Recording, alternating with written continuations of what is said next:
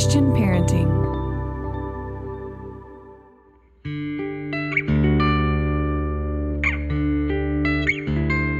Aloha, friends. Welcome to the Boy Mom Podcast, powered by Christian Parenting. I am Monica Swanson, mom to 4 boys, podcast host, and author of Boy Mom, What Your Son Needs Most from You. Here on the podcast, it's my goal to bring you practical advice and biblical wisdom for raising boys in this sometimes crazy world. You can always find show notes over at monicaswanson.com/podcast. I'm so glad you're here.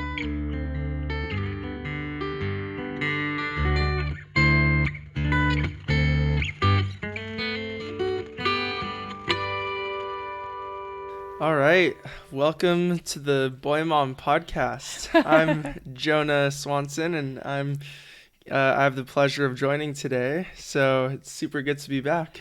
That's right. I've had some complaints, Jonah. Complaints? Yeah, I've had some moms saying they're a little bit upset that Jonah hasn't been keeping his Truth for Youth podcast up. So, well, you know, life gets crazy. You guys all know. I mean, yeah. I would love to keep it up. I just, man, it's my mom knows it's a big process. So it is. So for those of you listening who don't know this kid, this young man, this is my son Jonah. He's my second born. He will be turning 20 this summer. What? 20. And he just finished his first year at Westmont College in Santa Barbara, California. Mm-hmm. And now he's home for the summer, and his mom's so happy. I'm probably even more happy. So. I don't know. But you had a great year, didn't you? I had a fabulous year. And yeah, I mean, Westmont was one of the few schools that, you know, was able to be open for almost the whole year. That's right. Except for like half of the first month. That's right. Which is nothing. So super grateful. Yeah. So good to have my college boys back home. And I've been eager to do a question and answer episode. I've just been saving up a bunch of questions that have come in via Instagram and emails. And so I was like, you know, these aren't fun to do alone. I need a partner. Mm-hmm. So Jonah is going to act mostly as interviewer, and he'll ask me questions, but a few of them I'm going to pass back to him and let him respond to. So I kind of put out word in advance that there's 3 general categories we are going to cover today. We're going to have a couple questions related to homeschooling, and then at least one related to COVID. The COVID questions were going to be for my husband, but he's back at work and probably didn't really want to talk about it. But I'm gonna answer on his behalf, and we'll stop Jonah from answering. Because we don't need to get into a long conversation. But then we have a bunch of parenting questions that will be some for me and some I'll have Jonah share his perspective as well. So I'm excited. Are you ready to go, Jonah? I think so. I'm excited too. It's looking like a good list here. So all right, let's start with homeschooling. And this I said last week, kind of school in general. So you'll see what I mean about that as I respond to one of these first questions. Go ahead, Jonah. All right. First question up. How do you evaluate if homeschooling is a good fit for your family? Yeah, that is a huge question. Yeah. So I have so many different thoughts when I hear that. I have like the deep thoughts, the more practical thoughts. I think if you as parents have a conviction in your heart that you want to or you feel called to be really in control, in charge of your kids' education, that regardless of all the, surface detail stuff, that it's worth giving homeschooling a try. I think there's a lot of creative ways you can make it work. There's so many ways to approach homeschooling. And so I'd say a lot of this is just what you want your kids' education to be like. Do you want to be the one in charge? Then, of course, there's other things like, is one of the parents home enough to be responsible? Important, yeah. Do you feel like you can handle the responsibility? Are you willing to do the work to research curriculums and to oversee what your child is doing and keep them busy enough and keep record of their schooling so that hopefully they can go to college one day. So there's a lot to think about. I will say right here, some of you might remember last fall of 2020, when I launched my character training course, I had an opportunity for those who purchased it to also grab what was called a homeschool inspirations and resource mini course. And a lot of people grabbed that then, but it hasn't been available otherwise. And I just recently have moved that. So it is going to be available anytime. I decided I don't want to open and close doors to this mini course because when you're thinking about homeschooling, most people don't want to wait till the doors open again. I mean, I remember when I was thinking about homeschooling, I was like, oh, I need answers now. So what this is not so much a course as a gathering of resources and inspiration. So there is an interview in there. There is lists. There is resources. I think it's $15 and I will link to it in the show notes. But I feel like this will really encourage and inspire those of you who are kind of on the fence or thinking about, or maybe newer homeschoolers. I'm really excited about it. So hopefully that will encourage you if you're thinking about it. Definitely. Next question. How did school look when you had little ones and older ones? Oh, sorry. I was thinking of a different next question. No, it's all right. It's coming still. How did it look when I had a little one and older kids? So truth is, it's hard. And I know a lot of you might have kids at, elementary, junior high, high school, and then you have a little one.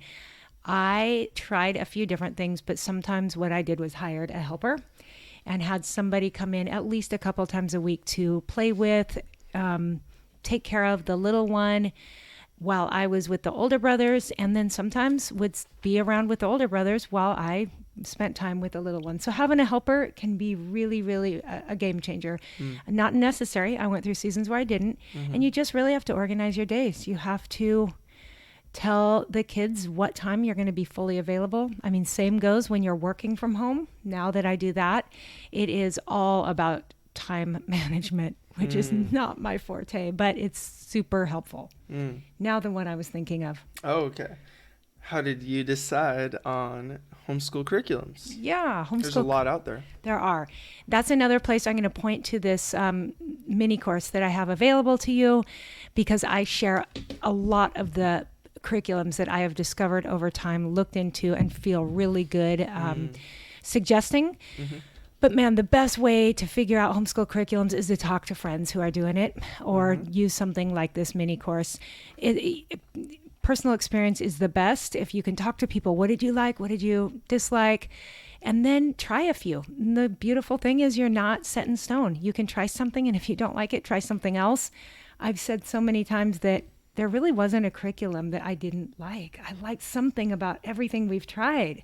Like there's so many good homeschool curriculums. So you might look into things like, how much of it is the child is independent, watching a video or doing something independently.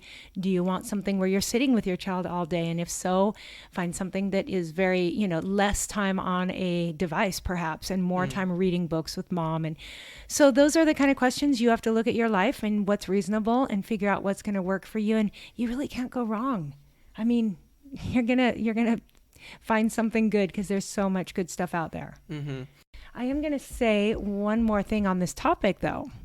And this is what I said might be a little bit of a surprise. Oh, okay. And I think you might know this, Jonah.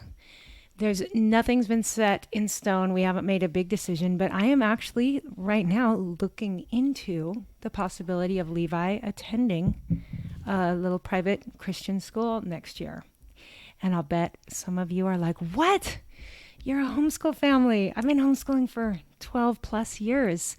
And there's a good chance I'll continue to homeschool. However, due to a number of different things, I am thinking there might be some real benefits to Levi doing 1 year in a private school. This is a school, the one I'm looking into, that my first 3 boys all started out in.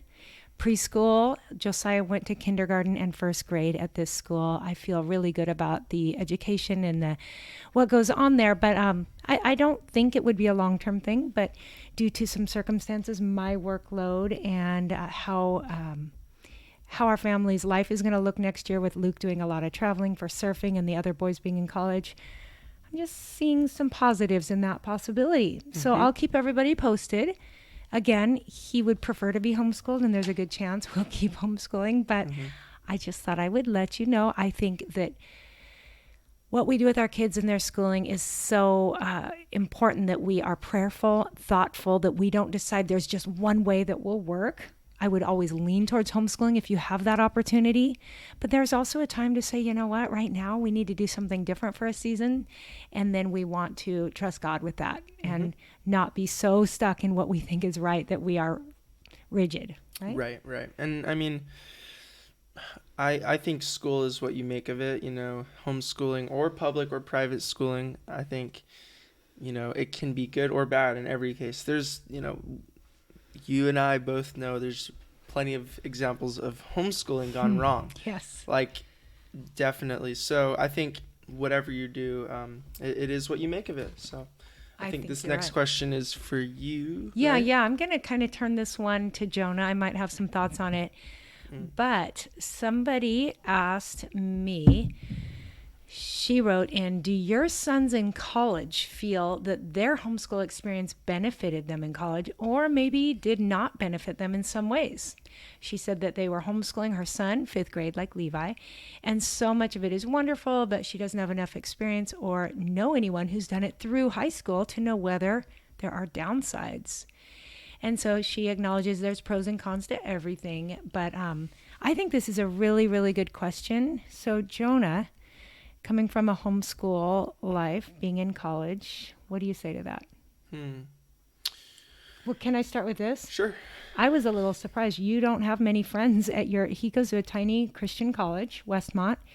You didn't have many friends who were homeschooled, did you? Not many. A few of them were, and if they were, it was like for a couple of years, but it wasn't the whole way. That surprised me. I mean, we're definitely, as I'm sure, we're definitely reaching an audience. Some of you guys out there are homeschooling, and that's just kind of your life, your environment. I think that a lot of it has to do with the environment where we grew up in, and the options and the kind of school that we had, the kinds of schools we had around us. So that played a big role. I mean, if we lived somewhere different, we may have been private, public schooled. I don't know. Maybe. But yeah, I think to answer the question, homeschooling, on the positive side, it has given me a lot of sense of independence and a sense of personal responsibility for my own education, kind of taking agency for what I'm learning and how I'm learning and organizing my time and just, finding my love for learning. I think that was pretty important.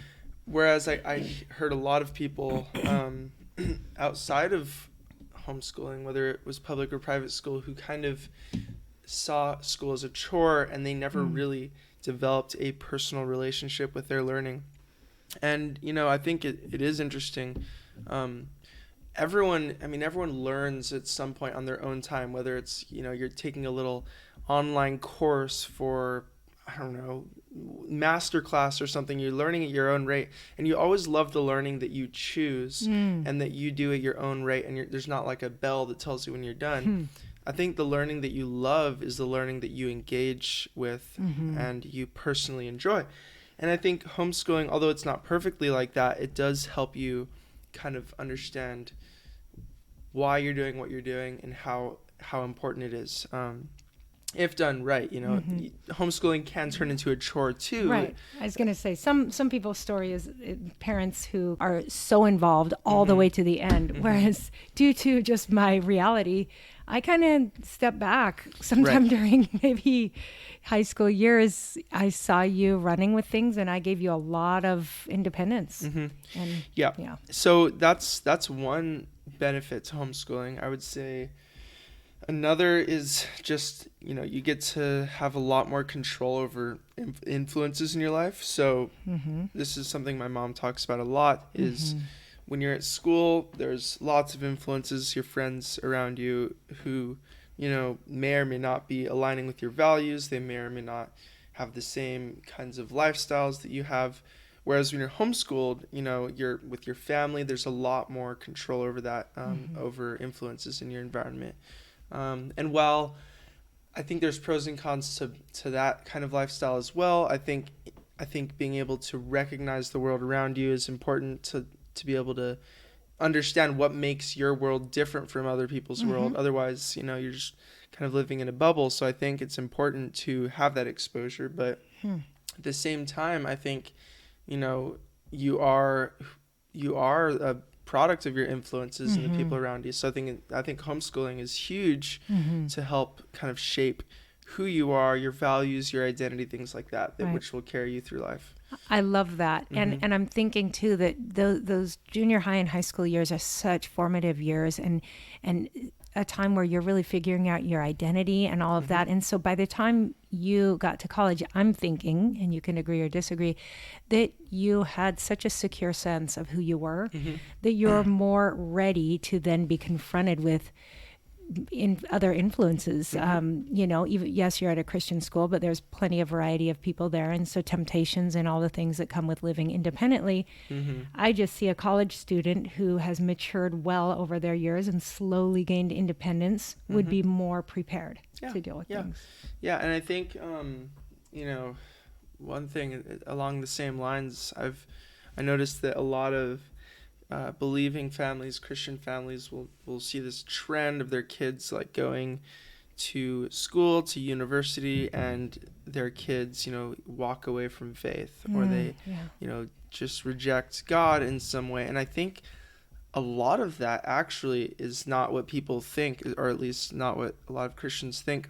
I think what it is when you live a life where you're not aware of a lot of the ideas and a lot of the kind of lifestyles of people around you, and you go to school, the bedrock underneath you is going to be shaken so quickly that you're not going to be able to stand. So I would say, to kind of add to this conversation, it's important in high school, if you're being homeschooled, to be aware of the ideas that are out there and kind of the lifestyles and the the way of the world around you, because if you don't know it, you're going to be so shell-shocked. And I think that's why people walk away from faith, is because their faith isn't made strong enough beforehand. They don't even know what they're walking into. And they're just like, oh, it's going to be fine. Everyone agrees with me. No one agrees with, not many people agree with you in the world. So it's important to realize that before you leave the house. So and would you say the best way for parents to do that would be to just have the conversations, to discuss things as a family while kids are still home? Yeah, and I think there's lots of resources out there for kind of training and equipping young people for, at least from a Christian standpoint, there's Christian resources for making young people aware of, the way and the culture and the ideas of the world. Totally. And there's that. So there's actual kind of training, equipping courses, or whatever you would call them. And then there's just, having conversations. There's and knowing why you believe what you believe, and, apologetics. And we're going to have Natasha Crane, who I love, on the podcast this summer, talking to your kids about Jesus, talking to your kids about God, helping them not just believe blindly because their parents believe, but to think through things, to ask some hard questions, to wrestle with things. I talk in Boy Mom about how we welcomed your questions growing up and wanted you to wrestle with the hard things so that by the time you're independent, you have a solid foundation. And I think an analogy for this, like something I heard a while ago, is like the roots of trees are made stronger by wind, because when you have resistance, you have to grow against the resistance. So I would say asking hard questions. And one thing about, like, along those same lines is reading great books, listening to great thinkers and people out there. And I would say people who agree with you and people who also disagree with you, just to have that kind of diversity of thought to shape you and strengthen your mind for for heading Yes. off to college. So, yep. And I think we could talk about this all day. Yes, so we could. I'm sitting here looking at our long list of questions going, Yeah. Maybe we should break this into two. But we're going to try to keep moving. Mm-hmm. And we're going to just really briefly skim over the next question. Actually, I got a lot of questions, but they all boiled down to that right there. Jonah, go ahead. Oh, the elephant in the room. Yeah, so talking about COVID, this is about my dad. Does Dr. Dave recommend getting you or myself or my kids the vaccine? What do we think? Yeah, and I had hinted at the idea that Dave might be with me for this, but I'm sorry, I'll stand in his place. You might be misrepresenting his ideas. Yeah, so a lot of people have asked me if I'm getting it, if I got it, what about our kids? And, unfortunately, this whole pandemic, I think the enemy has just used to really cause so much division and strife in this world. And it breaks my heart, especially between believers who are so hard on one another and get mean about things, when I think the bottom line is we're all doing our best, right? Yep. To take care of ourselves and our loved ones. And so part of me wanted to just skip this completely, to be honest, because there's going to be people out there who judge or dislike what I have to say. But with all the humility and love that I can, I'll just say that for my husband and I, we got the vaccine. Dave didn't probably have to for being in the hospital, but it was kind of expected. And from the research he did on it, he said he felt comfortable. I mean, neither of us liked it. It's like the lesser of two evils in our opinion, but he works every day with COVID patients. And Hawaii is not bad, but he almost always has somebody. And he's watched some young people die of it. I mean, it's real. I know that there's extreme thoughts on both ends, and I think I probably land somewhere in the middle. There's so much, and I don't even have the time to do as much research as it takes to have a strong opinion. But I don't walk in fear, but I also live with a husband who works with COVID patients, and my parents, who are turned both 80 this year, were spending a lot of their winter here in Hawaii. So we chose mostly, and they have some pre-existing health conditions, and so mostly out of love for them and to just do what we thought was right. Dave and I got the vaccine. At this point, our kids have not. And we're letting our adult kids choose for themselves. I'll let Jonah speak to that in a moment. Luke, who travels a lot, eventually we might get him the vaccine. But at this point, he's such a healthy kid. We're like, worst case scenario, he gets COVID. He'd probably get better. But then again, I don't want to expose him to other people, but I know, Jonah, what you'll say, and I agree that if there are people who are vulnerable, they should be getting the vaccine to protect themselves. So yeah, we could talk and talk and talk, but bottom line is, Dave would say, if you're an adult that has any, if you're around COVID, like married to a doctor, if you have pre-existing health conditions, if you feel like it's right for you, go ahead, get the vaccine. Don't walk in fear of the vaccine. But for kids, he would say, for the most part, he doesn't think, and again, I hate to even quote him on this because he'd be like, but he would say it's probably not necessary unless, again, your child has pre-existing health conditions or there's some other reason. They're probably going to do fine. It's usually pretty mild on younger people. There you go. Follow science and should be good. I have friends at college several friends who've got fully vaccinated and, good for them. Some of them needed to because they were doing some kind of camp over the summer, summer camp where they have to, or it's a work related thing. If you have to, then do it. I am honestly, I don't have a position on it. It just isn't very relevant for me. I don't know. But you're not getting the vaccine right now. I'm not in a rush. No. Okay. No. All right. So we'll just see. We'll update you in time. Okay. Did that come across okay, everyone? You all know I don't judge you either way. I want you to do what's right for you. Yeah. But I do appreciate that people have reached out and are, people respect Dave. And I think that Dave is super balanced and grounded.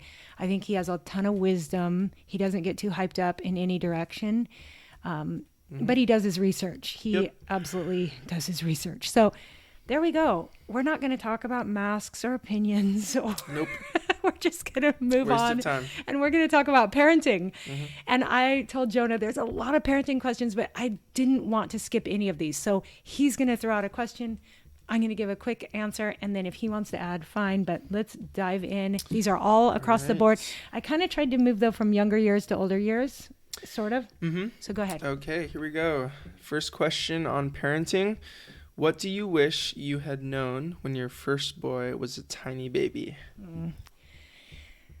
Well, I only really decided to keep this one because it makes me sentimental, and I would just say what most moms of grown children would say, and that is truly how fast the time goes, and that it's not worth getting upset about a lot of the things that upset us as moms. Discipline is so important. Consequences are important, but enjoy those kids, because pretty soon they are truly grown. So yeah, time flies. Mm-hmm. There you go. There you go. Next one. So this one has to do with discipline. If your son is 9 months old, what does disciplining look like? What is that all about? Right. Okay, well, a lot of people laugh at this and would be like, what? 9 months old, they're baby. But that is about when, and I think maybe this came up in a previous episode, but at least with my firstborn and probably a bit with my secondborn, Jonah, I did start to do what I called training when they were little. And I had read a couple books and had friends who were into it. And so it was all loving. It was almost done like a game, but I would put little objects out and say the word no and give a little flick on the hand. Nothing abusive, nothing terrible. But I just wanted yeses and nos to be really clearly obeyed. And so, yeah, I started kind of having fun, or just saying like, come here, and they would like crawl over, and then you'd be like, yay, kind of, I mean, honestly, a bit like we do with our dogs, just kind of giving commands, rewards, and letting them know mostly that word no was important to follow, because really that was protecting them, so that if something dangerous were to happen and we use the word no, we wanted them to respond quickly.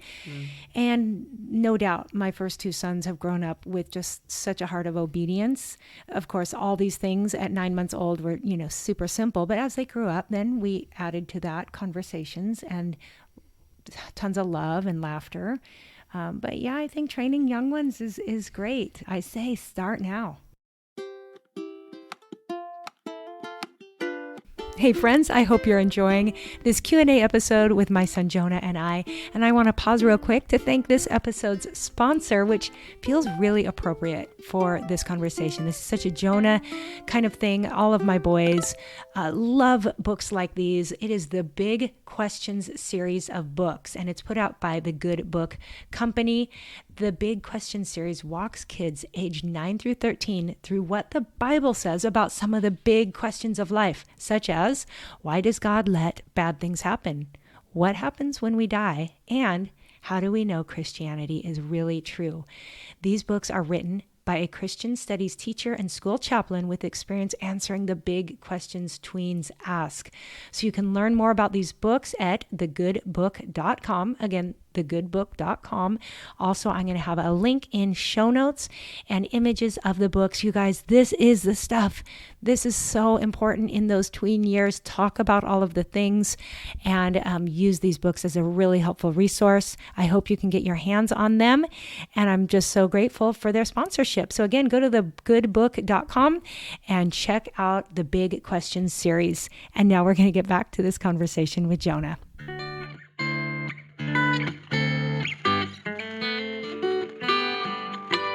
All right. Well, next question. This one has to do with having friends who are more aggressive in nature. How do we teach and instill courage to stand up for oneself, your kid's self, with those kinds of friends who are more aggressive in nature? Yeah, I'm thinking this is probably a younger child. I'm imagining more like toddler, early elementary. Yeah, well, of course, each of our kids have a God-given personality and wiring, and some are going to be more meek or a little quieter. Some are bold, more aggressive, more physical. So I think that there's not an easy answer to this one, but just having some real good conversations with your boy, talking to him about, that he has God with him. And, if God is for us, who can be against us? And just kind of instilling in him that understanding that he's a strong little guy, that his thoughts and opinions matter. So I think a lot of those conversations at home may not play out immediately when he's out with a buddy or a neighborhood friend who is not being very sensitive, but in time it probably will. So have the conversations, and then just encourage him to speak the truth in love, to say, please don't talk to me that way, or I'd actually like to do this today, and not whatever you say. And maybe do some role playing at home. I think that's always good with little guys is say, let's practice. I'm going to be this kid and you be you, and let's practice what you say. And I think the more they practice, the more they start to transfer that to the real situation. So keep having the conversations, keep reminding them of who they are in Christ, their identity, and hopefully in time that's going to just start to play out in their life. Any thoughts to add to that? Well, it's hard. I think the key is when it depends on the situation, but when you have someone who's aggressive, be tough. I mean, you don't want to be weak. Like, you can't let people push you around, because if you do, then that becomes more normal and you kind of begin to accept it, and that's not a good course to go on. So be tough. And I think a key thing with people who are aggressive is knowing how to speak, because if you don't know how to speak and you don't have words in a tough situation, then people can push you around. But if you know how to actually identify the problem with this person and you can say it, then they can't defend themselves, because if you're able to be very articulate and calm and composed, they can be aggressive, but you've already made your point and they look like the fool. So I think being able to be well-spoken, if you're going to speak at all, sometimes just being quiet, but if you're going to speak, be well-spoken, articulate. And I think we might be talking a 5-year-old here. Still? Well, yeah, still be I think so. So yeah. just practice. Yeah, practice with mom and dad. If someone is like punching you or like pushing you around, be like, what? Like, don't do that. You shouldn't be doing that. I can get someone. I can tell on you. This is bad. I know you can't stand your ground. Stand your ground. I love it. And I mean, being physical back, unless you really need to. Don't. No. I wouldn't encourage that. Feeding the fire. So. Right. Yep. Okay. Thanks, Jonah. Okay. Yeah. So next question. Oh, getting into some touchy ones. Yeah. Okay. So this question is from someone. They say, my 9-year-old is starting to notice women at the beach and getting curious. He comes to parents with things, thank God.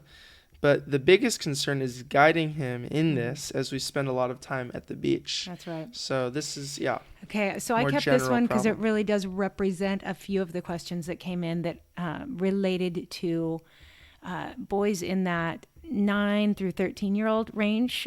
The questions were all from parents of that age range. And the good news is they all mentioned that the kids were open with mom and dad, that one of them was struggling with Google searching images. And, this summer we're going to be talking about boys and technology, and we're going to talk about filters. And so I love it when a boy is honest and talks about these things. And that's what we've really worked on with our boys, is let's have open conversations.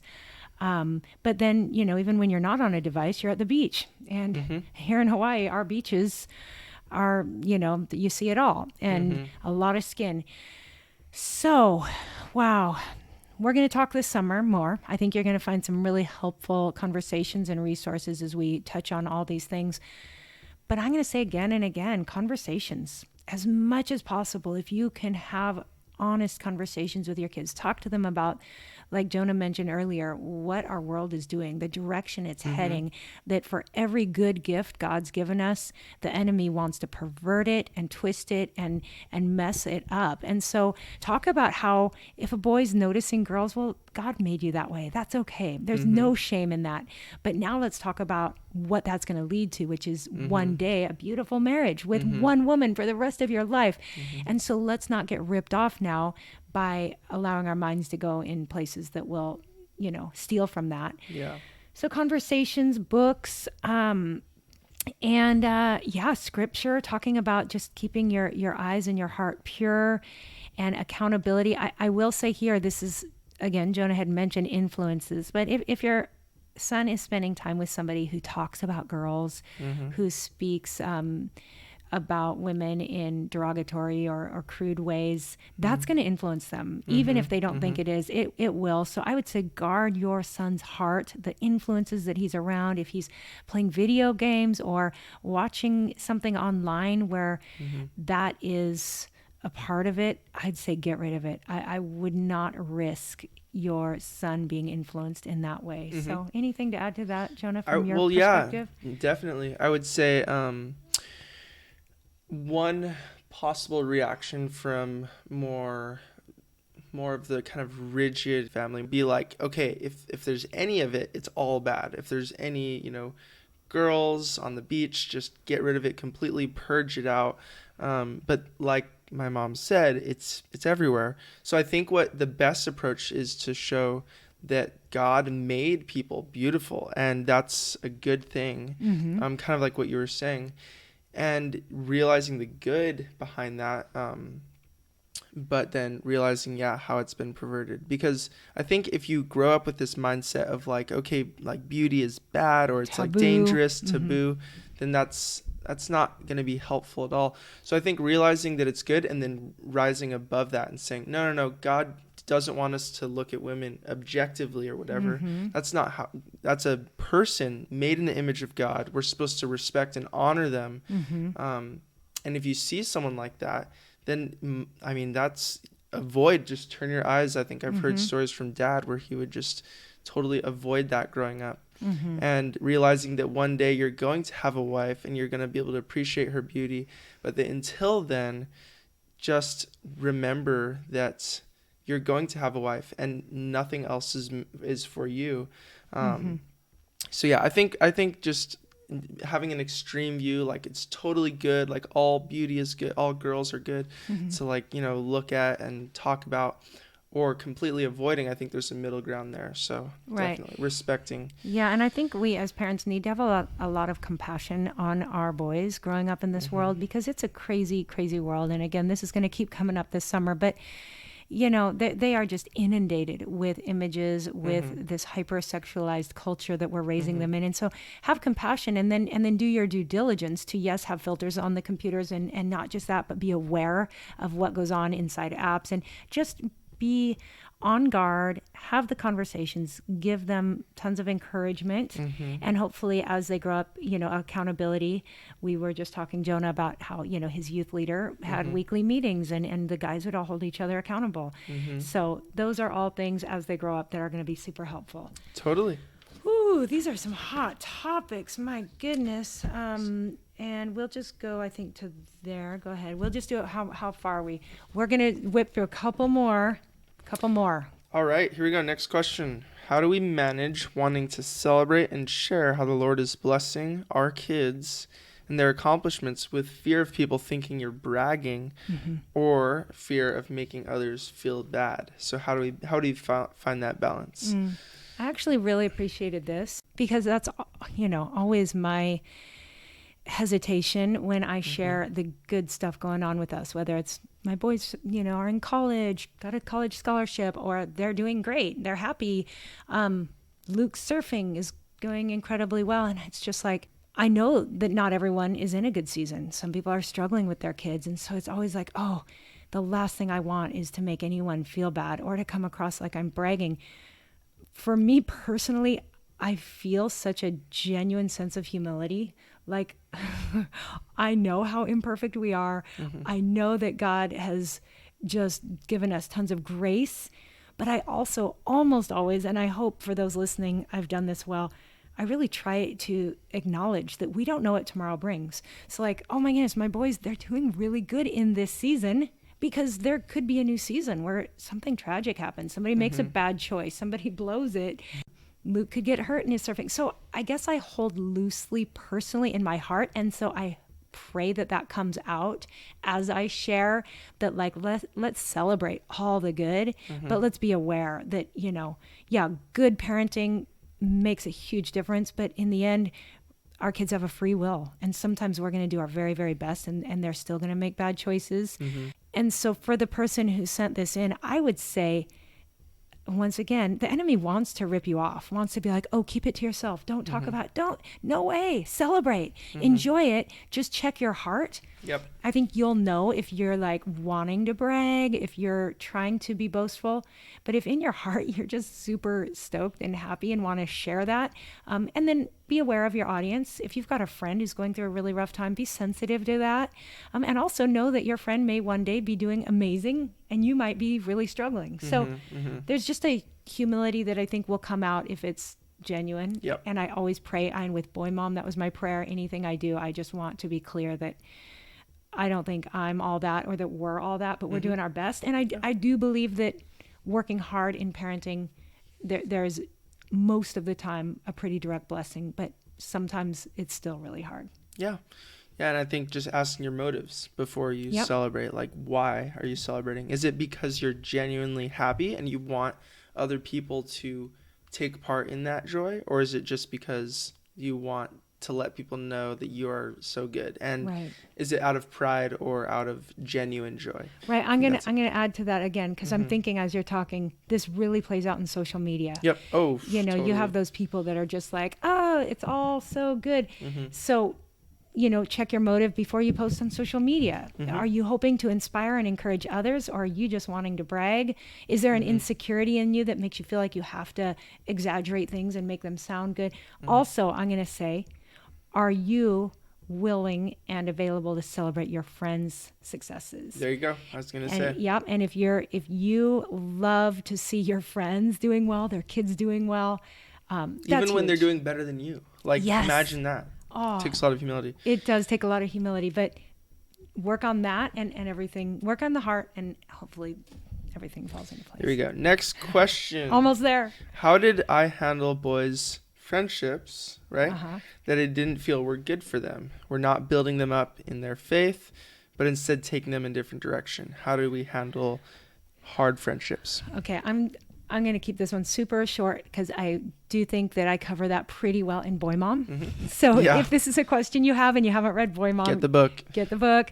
Super important. Jonah and I both brought up influences, and I just say, be diligent, stay on your game. You don't want your kids around bad influences. Yeah. They can have friends. They can be out in social settings, but I would not give them an opportunity to spend extended times, alone time, all that with kids who are bad influences. Just cut it off. And there's other friends out there. Pray for other friends. If there's a lonely season, we've been through those, every one of my boys, and they're going to be okay. And they will eventually find really good friends. Jonah, how are your friends in college? Oh, some of them are amazing. I don't know. I mean, he has a great group of amazing friends. Well, yeah. I mean, I don't know if they're going to listen to this or whatever, but they're incredible. And I think the common theme is just the way they were raised. So this is the Boy Mom podcast. So I think it just, again, the way that your kids are raised is so important, because it really comes out in friendships later on. So it's huge. And I the reason I asked that is because there were a few years where you didn't have many friends. I mean, you were social, you did things, but there just weren't like-minded people around. And it's been so much fun as parents for Dave and I to see our boys just thriving with great friends in college. Yeah. By the way, I did a podcast with Dennis Tratine a long time ago where he talks about this, and he also has great insight on the whole theme of friendships and bad friendships. Oh, we love Dennis. He's so We'll cool. link to Jonah's Truth for Youth podcast, that particular episode, in show notes. Yep, we will. So good. All right, next one. Is there two more? One more? That one's good. Okay, this one? Yeah. All right, here we go. Next question. I would love to know your thoughts, Monica, on parents being friends with their children. My husband always says we are their parents, not their friends. I think that we can be both. What do you think? Can we be both friends and parents? Okay, I'll try to be super quick on this too. I love this topic. I'm going to say the friendship is the reward that comes later. So your focus is the parent, but as they grow up, your role transitions. And I'm always trying to come up with the right titles, but I say mommy to mom, to mentor, to coach, to friend. There we go. And I would say Dave and I right now are kind of right there in the mentor, more like coach and friend stage with our college boys. And what a blessing that I've got two good friends now, but we still give them some coaching. We still correct. We still challenge them. But in the younger years, I'm not going to say Levi and I are friends. We have fun. We laugh. But shouldn't be a top priority. I don't let him treat me like a friend. Not an equal. He tries. You gotta establish your authority. He calls me Monica sometimes. But he's the youngest. Sometimes I question that kid's sanity. Anyways. But the point is keep them in their place until they've earned the right to be your friend. There we go. Couldn't have said it better. Okay, I think one more? Yeah, I did. This is a tough one. But we agreed, Jonah, that it's an important one. Finish with the tough one. So this is a question from someone, and they say, Sorry, these are all anonymous. I didn't ask permission, so I'm doing no names. So I am really struggling. My husband and my 16-year-old son do not get along. They argue and disagree all of the time, and I'm stuck in the middle of it. I hate it. I love them both, and I love and respect my husband, but I just cannot get on board with the way he's parenting our son. It is constant nagging, yelling, trying to control everything he does. Okay. I have pretty much had all I can take, and I'm at a loss on how to make any of it better. Any advice? Oh, I'm so sorry. I'm so sorry. And unfortunately, this is not uncommon. Well, maybe fortunately, maybe it'll help to know if this is your story. Right. This is not uncommon. Men and women handle things different. We have different personalities. There's so many factors. So know that you're not alone. You want to really protect your marriage, so you don't want to build up bitterness and frustration. You certainly don't want to side with your kid against your husband. Oh, this is so tough. So I actually did respond to this person because my heart just went out to her. And my first advice was, I think this could be a really great time for counseling. I think getting involved with, somebody else who can just speak objectively with wisdom to the two of you so that you can really work through this. Your husband's probably got some wisdom. For me, when my husband is more harsh than I am, I'm quick to want to defend my kids, but usually later I look back and realize my husband was probably right and I needed to back out of it and let him do his thing. But at the same time, husbands are people too. And sometimes they're just going through a rough season. They're tired, they're stressed, and they're taking it out on the kids. So I'm going to say, if you can get counseling, do it. There's seasons where counseling can be so helpful. Also, just talk to your husband when you're not in a stressful situation. Usually, when it's a happy moment and you just pull away and say, can we just talk about this? Maybe come up with a strategy. Hey, when things are rough, let's have a plan of action because you as a mom want your voice to be heard. I think hopefully your husband respects you enough to listen. And then also on the side, you might talk to your son and just say, dude, I love you so much, and I know I have a tendency to want to defend you, but also you need to honor your dad. Jonah, we've had some of those. I and each of my boys, and I have had those talks where I'm like, it may not make sense to you or me, to be honest, but let's just try honoring your dad. And maybe there's a personality there that's just, you kind of tend to butt heads. And if the son will just honor dad and obey, the dad's heart will soften and then it won't be so much friction or again, so many things. So counseling is my best advice. Jonah, you might have a thought on this. Sure. Well, one thing I heard from someone one time is that, one approach when people are in disagreement, if this dynamic between the son and the dad, if the only time they interact is when the dad is telling the kid to do something, that's a huge key thing. Yeah. The only thought the kid is going to have is that my dad is telling me to do something. So I think there has to be a human relationship between the father and son. If there isn't, it makes sense. It makes sense for the son to respond angry because all the dad is just nagging and yelling. So I think breaking down that barrier and even beyond the friendship part, like them sitting down and thinking about their own lives, because clearly not all the fault is on one side. It's at least maybe a 5% to 95% or a 10 to 90 or 60-40. It's not 100 and 0. So I think having the son and dad sit down and think, okay, which part of this is my fault? And then coming together humbly from both sides, not biased, and saying, here's how I was wrong. It was only a little bit, but I was still wrong to some extent, and I see how you're wrong, and then now let's work it out. Instead of just bickering and then running away. Running. If it's only like yelling, then there's no hope at all. So I would say so right. breaking that down and talking. I love that you said that, because that's something moms and dads alike, we really need to invest time into building our relationship with our kids. Like I'm quoted Josh McDowell many times, and there's other quotes like it that say rules without relationship leads to rebellion. Yep. And so really, if you want to be heard, you want to, even though, they're just a teenager, earn your child's respect by spending time, being interested in them. I'm glad you brought that up, Jonah. So yeah, you can encourage your husband in this case to build the relationship, get out together, do something fun, show interest in him, and he'll be a lot more likely to take your correction when it's time. Exactly. There you go. So good. Awesome. So we're going to wrap up. Guys, I hope to do these Q&As seasonally. So feel free to send in your questions anytime. Just maybe in the subject line. So you can email me at aloha@monicaswanson.com. And then in the subject line, just put Q&A, and I will keep a running list for future episodes. And again, if it's pressing, if it's something that I'm able to respond to, I do respond in an email, but I'm a bit overwhelmed with my inbox these days. So I can't always respond, but I'll do my best.